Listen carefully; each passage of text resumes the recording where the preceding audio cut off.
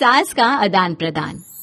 वे दूसरे की थाली में घी ज्यादा दिखता है, कहावत है ना। तो उसी कहावत से प्रेरित होकर ये कहानी सुने। मीरा अपनी सहेली सीमा से कहती है, क्या रे सीमा, तेरे जैसी सास भगवान सबको दे। कोई रोक टोक नहीं, कोई बोलियां नहीं, आराम से रहती है और आराम से रहने देती है। एक मेरी सास है। माना कोई रोक टोक नहीं है, लेकिन दूसरी कई परेशानियां हैं जो मेरी सास के साथ है, तू नहीं समझेगी। चल अच्छा रखती हूँ, ननद आई है, उसकी खातिरदारी करनी है। मीरा सीमा की सास से काफी इम्प्रेस रहती है। फिर एक दिन सीमा मीरा के घर किसी काम से जाती है। मीरा की सास कहती है, हाँ भाई सीमा, क्या करने आई है? घर में कोई काम धाम नहीं है क्या? सीमा को तो शौक लगता है, ऐसे कोई कैसे बोल सकता है। आंटी, मैं कौन सा कुछ लेने आई हूँ, देने ही तो आई हूँ, ये अचार बनाया था। तभी मीरा आ जाती है। अरे तू अचार लाई है? तेरी सास ने कुछ कहा नहीं? यहाँ मेरे घर पर तो सामान सड़ जाए, लेकिन मेरी सास मजाल है किसी को चवन्नी भी देने दे। अरे क्यों न बचाऊं चवन्नी, मेरे बेटे की मेहनत की कमाई है। तेरे भरोसे रहूं तो सब लुटा दे। अब ले ले अचार उससे और दफा कर। मीरा सीमा से अचार लेकर उसे बाहर तक छोड़ने जाती है। अरे यार, तेरी सास तो बहुत अच्छी है। क्या बात कर रही है? कितनी तो बेइज्जती करती तेरी, लेकिन फिर भी तुझे मेरी सास अच्छी लगी। मेरे घर आजा कभी, मेरी सास को देखेगी ना तब पता चलेगा। अरे इससे ज्यादा बुरा क्या हो सकता है। जरूर आऊंगी मैं तेरे घर, लेकिन मैं कुछ लेकर नहीं आ सकती। हाँ, देख रही है ना मेरी सास का हाल। हाँ हाँ, कुछ न लाना, मैं तो कहती हूँ खाली झोला ले आना बस। सीमा चली जाती है। फिर क्या, दोनों अपने काम में लग जाती हैं। लेकिन एक रोज न जाने क्या होता है, मीरा सीमा के घर आती है। सीमा की सास कहती है, अरे सीमा, देख तो कौन आया है, तेरी सहेली मीरा। मीरा, आज कैसे यहाँ पर? आजा आजा। और ये हाथ में क्या है तेरे? क्या मतलब? कुछ नहीं आंटी जी, ये तो खाली थैला है। वो क्या है ना, मंडी जा रही थी तो सोचा मीरा से मिलती चलूं। अरे काहे को मंडी जाना, कल ही मेरा बेटा सब्जी लेकर आया है।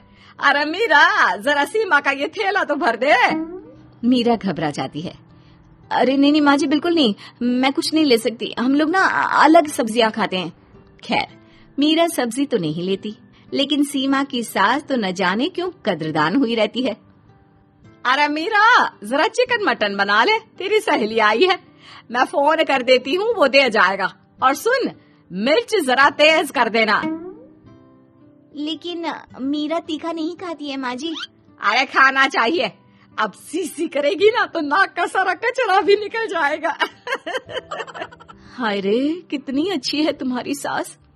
हाँ, तभी आसपास के सारे यहाँ खड़े हो जाते हैं सुबह से ही। अभी 2 मिनट रुक ना, खुद पता चल जाएगा। तभी पड़ोसन आती है।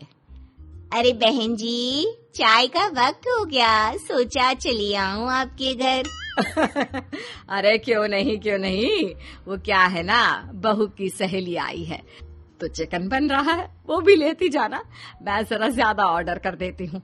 और हाँ बहू, पकोड़े भी तल ले चाय के साथ। जा मीरा बेटी, सीमा की मदद कर दे जरा। मीरा सीमा के पास किचन में जाती है, जहाँ सीमा सास को कोस रही होती है। घर में कितनी मुश्किल से सब्जी और राशन आता है, लेकिन ये नहीं समझेंगी। अरे पिछले महीने भी 2 बार राशन लाना पड़ा था, लेकिन ये है कि सच्ची यार, फिर भी तू लकी है, तेरी सास कम से कम मेरी सास की तरह तो नहीं है। मीरा कुछ देर रहकर वहाँ से चली जाती है। दोनों बहुएं किसी तरह सास के साथ दिन काट रही थी कि एक दिन सीमा कहती है, नहीं माँ जी, बस करिए, तंग आ गई हूँ मैं आपसे। मैं अब आपके साथ नहीं रह सकती। एक बार, बस एक बार आप मेरी सहेली मीरा की सास की तरह बनकर देखिए। अरे कितनी अच्छी इंसान है वो, कितना सोचती है घर के लिए। दूसरी तरफ मीरा, माँ जी कैसी हैं आप? कुछ तो सोचा करिए, समाज नाम की भी कोई चीज होती है। बस एक बार मेरी सहेली सीमा की सास की तरह बनकर देखिए। अरे कैसे जी जाती है जिंदगी, उन्हीं से पता चलेगा। दोनों की सास को आता है गुस्सा। अरे भाई, कोई छोटे बच्चे तो है नहीं जो किसी के साथ तुलना कर दे और वो कुछ ना कहे। मीरा की सास कहती है, मुझे तो सीमा के पास ही छोड़ा। सीमा की सास कहती है, तू ना मुझे मीरा के पास ही छोड़ दे। दोनों एक दूसरे से सलाह करती हैं और सासों का किया जाता है आदान प्रदान यानी एक्सचेंज। अगली सुबह मीरा की बदली हुई सास। अरे मीरा, मेरी बेटी आ रही है।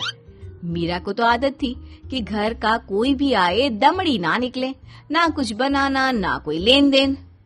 अच्छा माँ जी ठीक है, कोई बात नहीं।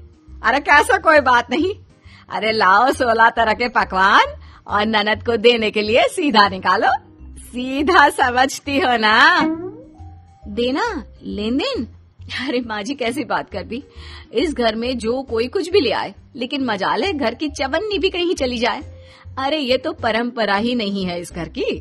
बाकी खाना हो तो रोटी दाल बना देती हूँ। रोटी दाल तो मेरी बेटी दुख में भी नहीं खाती, तो मायके में क्यों खाए। मैं अभी चिकन मटन पनीर और दाल ऑर्डर कर रही हूँ, सब बना देना। लेकिन मेरी तो आदत ही नहीं है इतना सारा खाना बनाने की। नहीं माँ जी, मुझे तो माफ करें। अरे कैसी बात कर रहे हैं, तेरी सास की बेटी नहीं आती थी क्या? आती थी ना, खूब आती थी, लेकिन मजाले की सास कुछ एक्स्ट्रा कर दे। माँ जी देखिए, मेरी तो ये आदत नहीं है। दूसरी तरफ सीमा। माँ जी, वो मेरे मायके से लोग आ रहे हैं, तो मैं जरा उन लोगों के लिए कुछ बना लेती हूँ। क्यों बना लेती हो? दाल रोटी बनी है ना, साथ में अचार रख देना। वैसे आ क्यों रहे हैं बेटी के घर? सीमा को तो बहुत बुरा लगता है।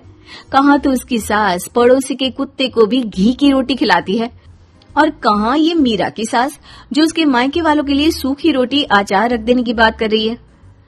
वो मेरी भाभी आई है ना, नई, तो शादी के बाद भाई पहली बार आ रहा है। हाँ तो उन लोगों को बोल दो, हमारे घर का रिवाज है सास के लिए 10 साड़ी हार और सजावट का सामान लेकर ही आना, समझे?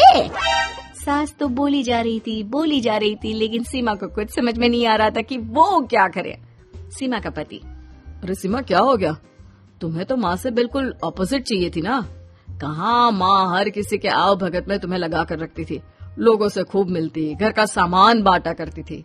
अरे याद है ना, तुम्हारे घर वाले आते थे 1 पैकेट लेकर और जाते थे पूरे 10 थैले के साथ।